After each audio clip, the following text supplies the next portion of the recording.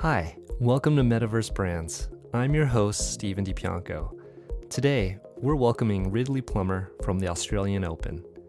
Ridley and I talked about reaching younger audiences, bringing along sponsorship partners like Emirates and MasterCard on a Roblox, and the importance of doing research on Roblox ahead of time.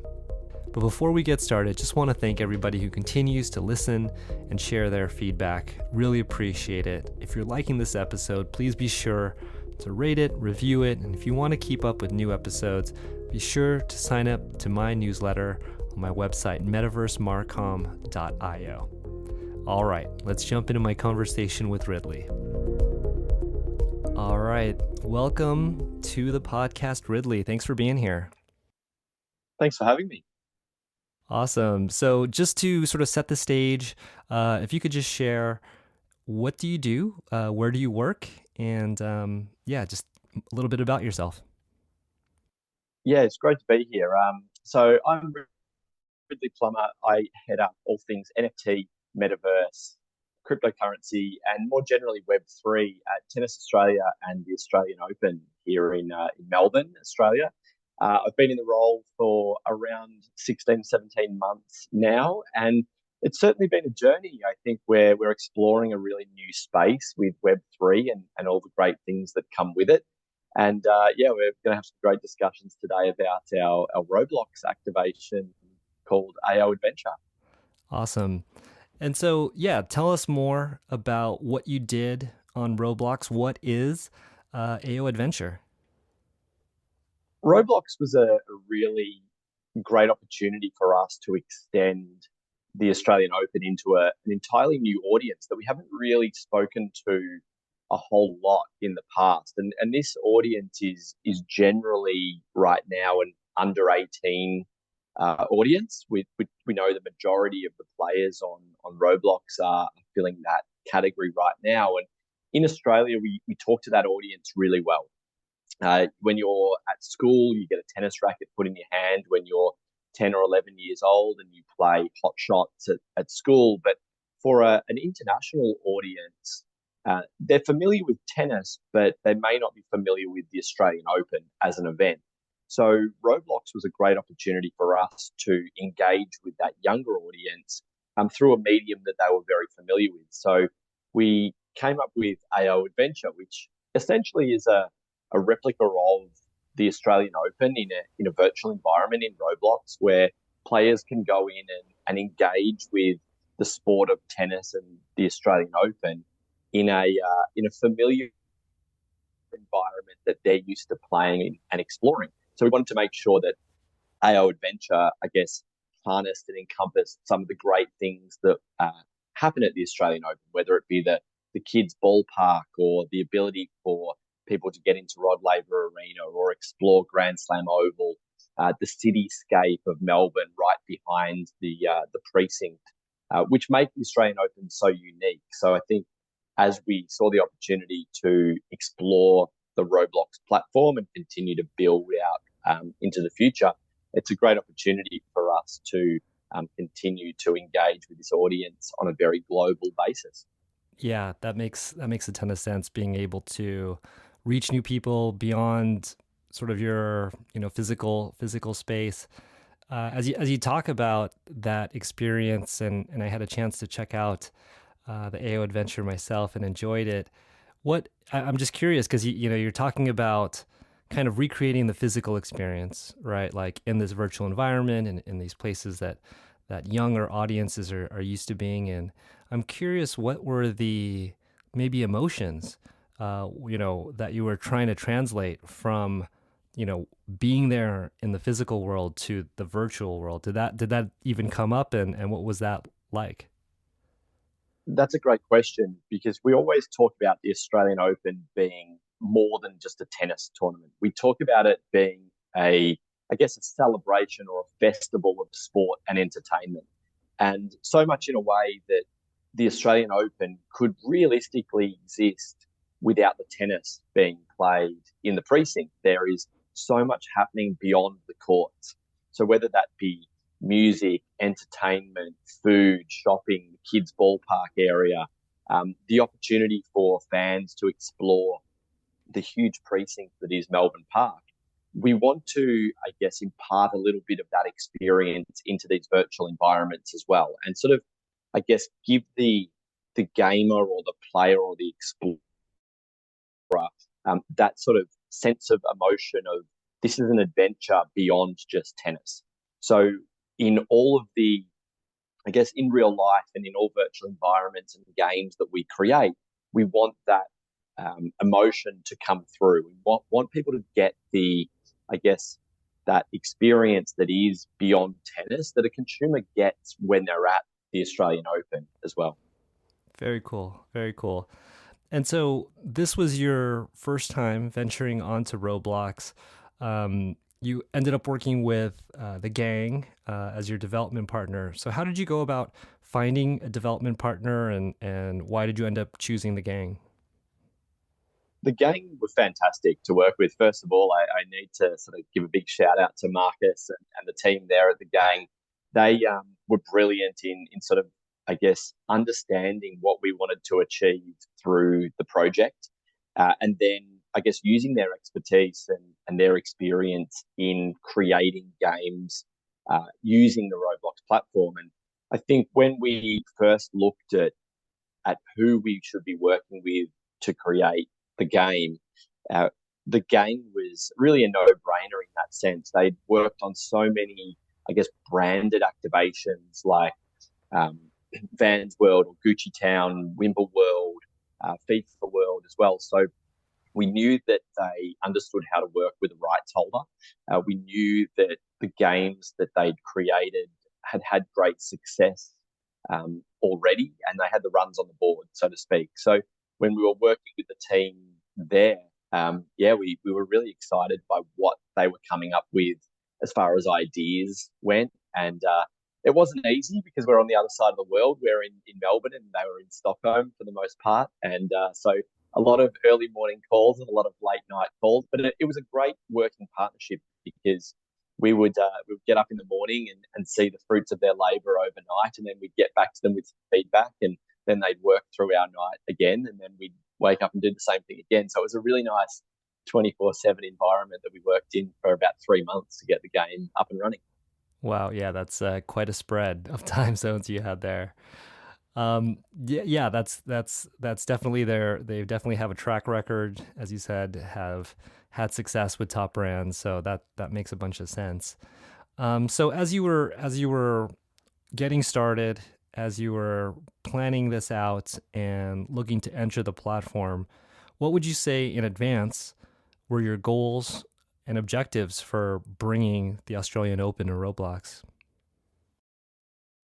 That's a great question. The overarching objective that we created when I came into this role was to make the AO the world's most accessible sports and entertainment event. And I think it was really important that we came up with an objective that we could always come back to and say, did our NFT project tick the box of this objective? Did our Decentraland build tick this box? Does Roblox tick this box? And I think being the world's most accessible sports and entertainment event, that word accessible can mean a lot of different things to a lot of different people. So whether that be having tickets that are affordable or accessible to locals in Melbourne or in Australia, whether it's having a free area on site that can be accessible by anyone at any time of the event, whether it's having the broadcast accessible on free to air television, or being able to place a fan that may not otherwise be able to make it to Melbourne in some sort of virtual environment, or give them the opportunity to experience the event through an accessible platform like Roblox or Decentraland, or through ownership like through purchase of an NFT. So when we always came back to that objective, absolutely, I think Roblox ticked the box there of providing this younger demographic, and particularly that international audience, with access to the event. And it wouldn't otherwise be access to the footage or access to live vision or tennis. It was access to the brand of the Australian Open. And for us, it was providing them with an opportunity to engage with the brand.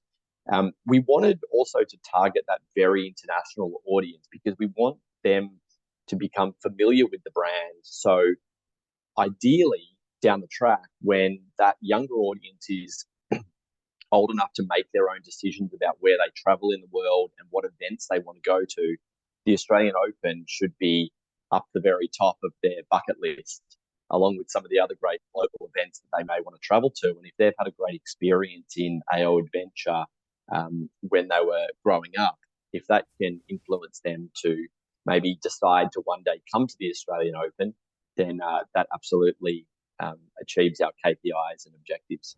Very cool. Yeah, I love how you really kind of set that vision, set that goals and objectives from the beginning, and then everything was able to then flow from there and ladder back into there.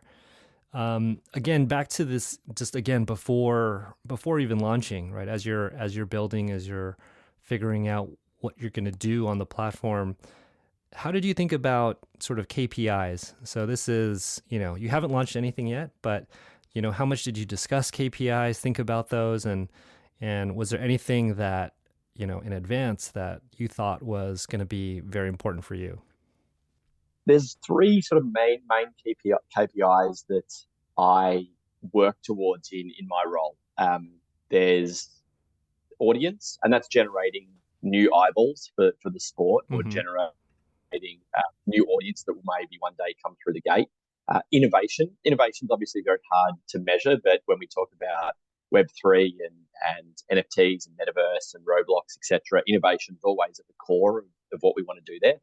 And then the third is revenue. Obviously, very easy to put a tick in the box against that generally, but it's certainly not the be all and end all of my role. And I think if we look at it like those KPIs are a bit of a triangle, you can really only pick two of those in any one activation that you're doing. More often than not, innovation and audience will ultimately drive revenue. But if you're going to focus on innovation and revenue, then you probably got to forget the audience at Mm. some point in time. So when we talk about Roblox, it was absolutely about innovation and audience. We never really had the discussion about revenue holistically, because when we're focusing on innovation, that's ultimately where we get to talk to our partners and our great sort of partnership family who go on these journeys with us of how they can benefit from the innovation and the new audience that we're building. So when we go and talk with the likes of Emirates or Kia or MasterCard about the various activations and innovations that we're doing, ultimately at the end of the day, that's where we'll generate some additional revenue. So it doesn't have to be a focus at the forefront. So when we looked at innovation and the new audience, where are we going to create that? Who are we going to talk to? How many people do we expect will play in this space? And then what does that look like for the Australian Open 52 weeks a year? I think this is the really great measure of a platform like Roblox, is that we can use it to essentially create the Australian Open 52 weeks of the year, which is 50 weeks of the year more than it exists right now. We're really relevant for 2 weeks in January, but then as soon as the men's final is complete on the Sunday night, we go back into obscurity again and everyone moves on to whatever event is coming next. And so with a platform like Roblox, we can create a 24/7, 365 branded experience for those consumers that keeps the AO in their mind 24/7, 365, but also keeps our partners in the minds of the consumer all year round as well. And I think as far as a KPI goes for not just our game and our activation, we need to think about that for our partners as well. And I would say something like AO Adventure is arguably one of the greatest opportunities our partners have ever had to be relevant all year round. That's awesome. Yeah, and I want to dig more into the partners, but before we do, you had a lot of awesome stuff to share there. So I really like that triangle that you spoke about, sort of audience, innovation, revenue. Certainly, I've heard this in the context of good, fast, cheap. You can have you could have two out of the three, but you can't have all three. So you really have to pick. I really like this sort of adaptation of that audience, innovation, and revenue. And when I often think about Roblox, I think about it from from a from a usually like an audience slash marketing perspective, right? We're trying to, there's a ton of audience on the platform. There's tons of engagement. How do we connect a brand with that audience? Or revenue, right? Like, is there opportunity here to generate revenue either from UGC virtual items or from like selling, game passes, something within the game to level up, etc. But I like that, like this third component of innovation being like a core objective, which seems very difficult to measure, but is can be very critical to right keeping a business and organization relevant moving forward, right? If you're not keeping up or staying ahead, you're probably falling behind. Absolutely. I think that's one of the great things about Tennis Australia is that we are incredibly creative and innovative in what we do, not just on the court, but around the court as well. And whether that be at the event or the technology that we're investing in to try and make the sport better, or the, I guess, beyond tennis activations that we do at the AO, there's so much creativity and innovation that goes into that that ultimately enhances the consumer experience. And that's where you get that audience focus. So we're focused on the audience, we're focused on innovation, and that innovation and creativity drives bigger crowds. That drives them to spend more money. It drives them to spend longer on site when they're at the Australian Open. We know through how long people are connected to the Wi-Fi network that people dwell on site for between 8-9 hours. So it's a huge Wow. opportunity for us to, I guess, get that share of wallet a little bit larger as well. That they're not now coming for 4 or 5 hours where they come before lunch, they have lunch, they stay for a couple of hours and then go home. They're now coming before lunch, staying all afternoon, probably then having dinner, maybe having a couple of drinks, and then going home. So if we can create that experience in virtual environments as well and get the consumer to stay longer because of our innovation and creativity, ultimately that will lead to better results for us as well. That's so long. That's such a long day. I'm getting tired thinking about that. I'm thinking maybe you need to like have some nap stations. Just like here, just take a nap. Recharge. Like that's what I would need if I were there that I, long. I've I've definitely seen some people napping around the precinct at times. Don't worry. um, so to get back to your partners, and like you said, you were um, with Roblox able to offer these partners a new way to engage beyond those 2 weeks in a way that extends, all day, every day of the year. Um, how did that? What were those conversations like? Right. So Emirates is an example. You mentioned Mastercard. You know, at what point did you engage with these partners? What was the sort of pitch to them? And yeah, what was their reaction? Transparently, the engagement came pretty late in the piece. So we really only kicked off the project formally towards the end of October and probably early November, to be honest, and really had a 2.5 or 3 month lead time. Wow. For a lot of the partners, by that stage of the year, they've already, um, I guess, allocated the majority of their budgets. They know what they're doing as far as their activations go. So we certainly placed it with them as a pretty last minute opportunity to engage as part of I guess, an additional sponsorship or an additional arm to their existing partnership that would be being part of AO Adventure. And we built, I guess, more traditionally some gold, silver, and bronze packages for engagement into the game and what that would look like for a partner, and whether it was just signage around the precinct or whether they would get an obby or an activation or something a little bit larger as well. So as we were having those discussions, I think we're still going through very much an education phase with a lot of our partners, in a sense that the partners are so varied in what they do and what they stand for as a business, but also how young or old they are as businesses and who their core target audience is.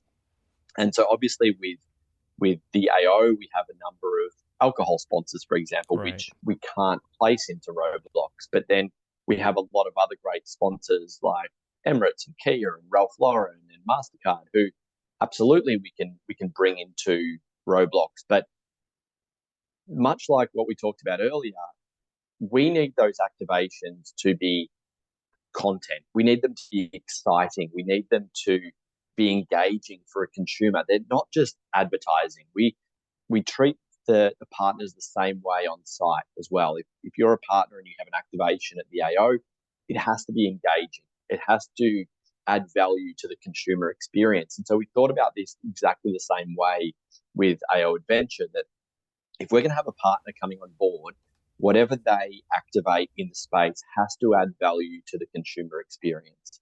And Emirates was the perfect integration there because they actually are a sponsor of the kids' ballpark on site. So it totally made sense that we would replicate the kids' ballpark on site in AO Adventure and offer that to Emirates as the obby. And they were, I guess, or they are another incredibly innovative, forward thinking organization Mm-hmm. and jumped on board straight away. And it was probably really exciting for us to have a partner come on board because it allowed us to really start ideating more about what we could do with this virtual environment that we were creating for them. And we took the bones of the kids' ballpark, but then created this amazing obstacle course that we've now seen completed well over 1.5 million times, where gamers were rewarded with the Emirates Mini A380 wearable. So all of a sudden there was this engagement with the brand, but was also rewarding the consumer with something that was so unique in the sense of the Mini A380 plane for completing the obby. So the discussions, I guess, back to your original question, are really positive. I think all the brands that we're talking to in this sense all want to be involved. They're not really sure how they should be involved, but I think now that we've seen the success of AO Adventure in its first iteration for 2023, I think there'll be a lot more excitement and engagement in the back half of this year about how more brands can get involved. How do they create innovation and focus on a new audience that may be a new audience for them as well? Because a lot of these brands don't necessarily typically talk to that sort of under 18 demographic. So I think it's an exciting opportunity for them to spread their wings into a new audience as well.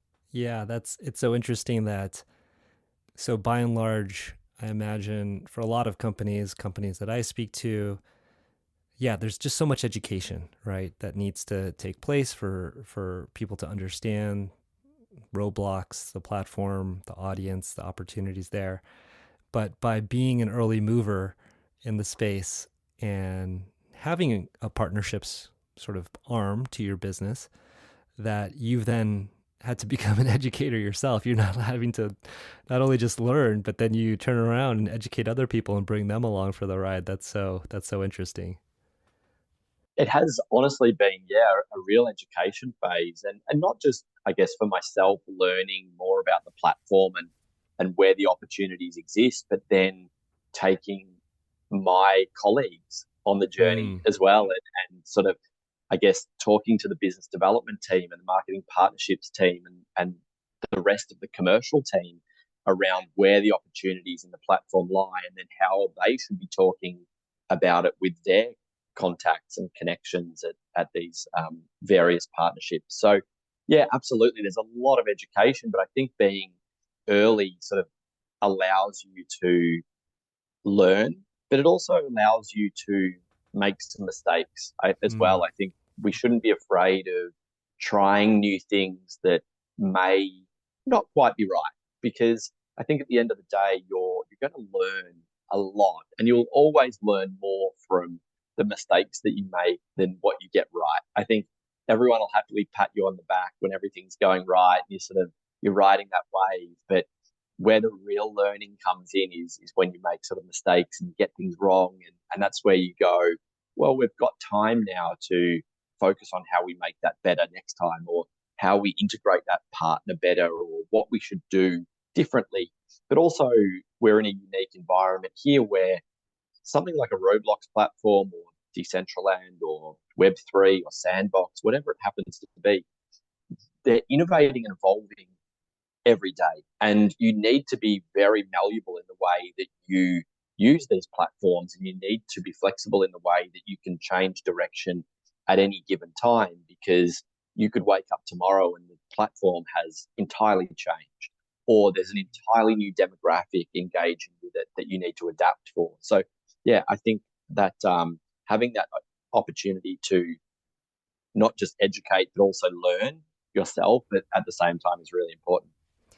So speaking of like, yeah, learnings, you got so much data back from, launching this, AO adventure on Roblox.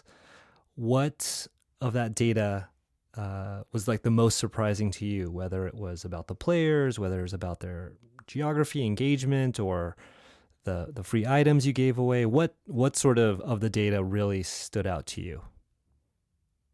I think the average game time was probably what I found to be really impressive.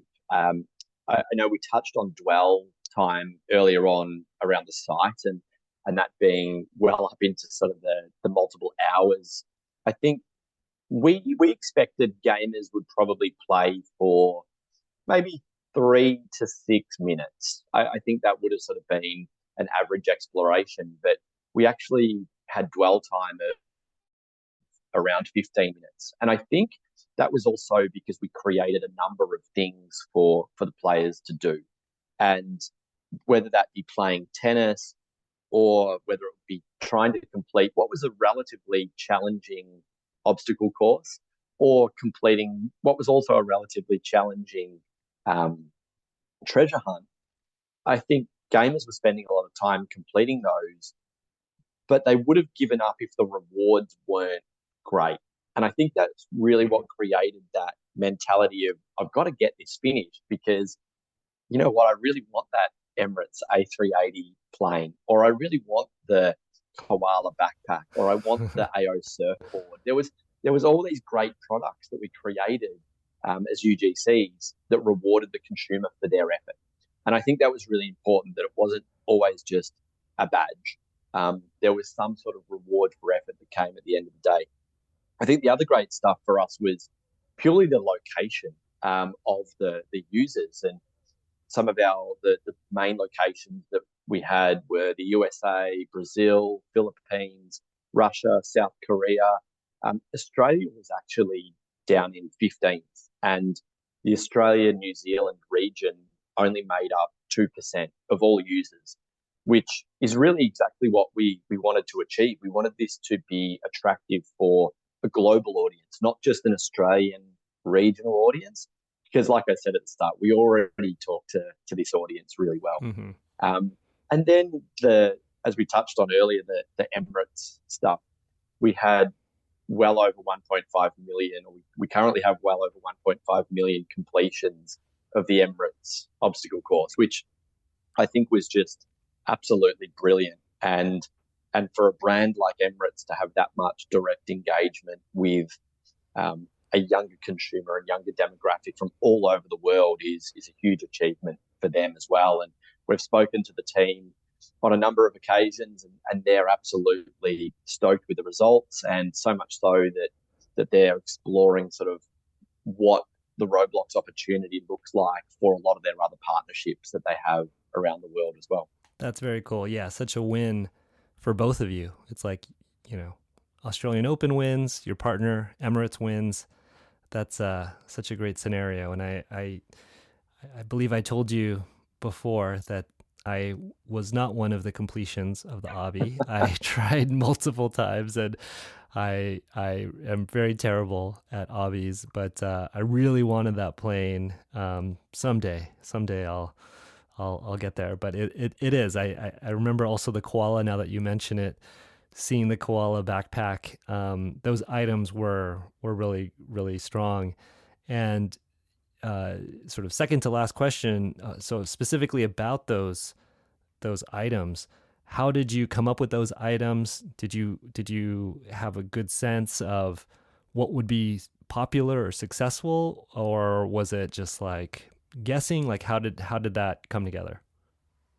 There was definitely a little bit of gut feel that went into it. I think we wanted to create things that the consumer would see as being valuable, and they're not necessarily valuable financially, but valuable in the sense that they were unique. And we thought, what better way to do that than use uniquely Australian things Hmm. that were an opportunity for this global audience to collect something that they've probably never seen on the platform before. And whether that was the koala backpack or the surfboard or the beach ball wearable, like I think there was a number of things that we played around with and just sort of had that moment where we went, yeah, you know what, that would work. And we didn't go and test it. We didn't go and speak to too many kids and say, look, would you like this, or does this seem desirable to you? I think we just had that gut feel of, you know what, I think that's got merit, and I think we haven't seen anything like that before on the platform. So let's go with it. And you know what, we can always change it down the track. This is an opportunity for us to explore and innovate with and test as well, which I think was really important. So yeah, there wasn't really too much testing that went on. It was really just a level of gut feel of, you know what, I think that's pretty cool. Yeah, well, it definitely worked. All those engagements, all the people, again, working extra hard to attain those really speaks to how successful those items were. Um, so last question, what advice would you have for other brands entering Roblox? And I would say specifically even like sports brands, what advice would you have for them if they were looking to enter Roblox?